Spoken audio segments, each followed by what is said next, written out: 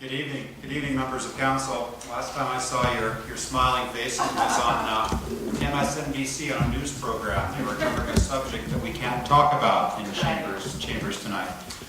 But in light of the recent media attention to this little corner of the world, I would urge council and citizens to cool the recent rhetorical flourishes, specifically referring to citizen litigants as domestic terrorists and these Holocaust comments during planning commission meetings during Passover. I mean, that's just very embarrassing and should never be made.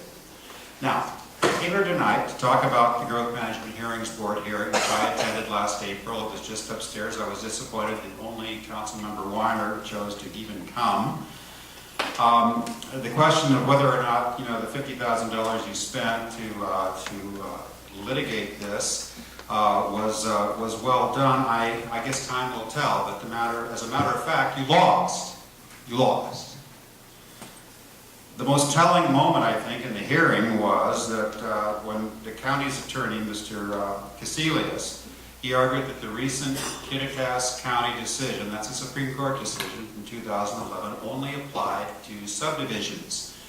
And at that time, you could see the raised eyebrows on the hearings board members and some people in the audience as well. Chet, you were there, thinking that this is a pretty weak argument. And in fact, it was. The hearings board, relied on that decision. The Kittitas decision basically extended the county's responsibility to provide for adequate water resources in quantity and quality for all rural areas, and not just subdivisions.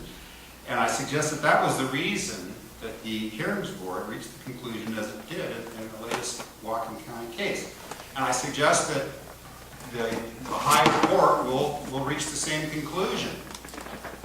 So, tonight you voted 5-2 not to fund additional monies to the Seattle firm, I think in the amount of $40,000 to $90,000 to pursue this case.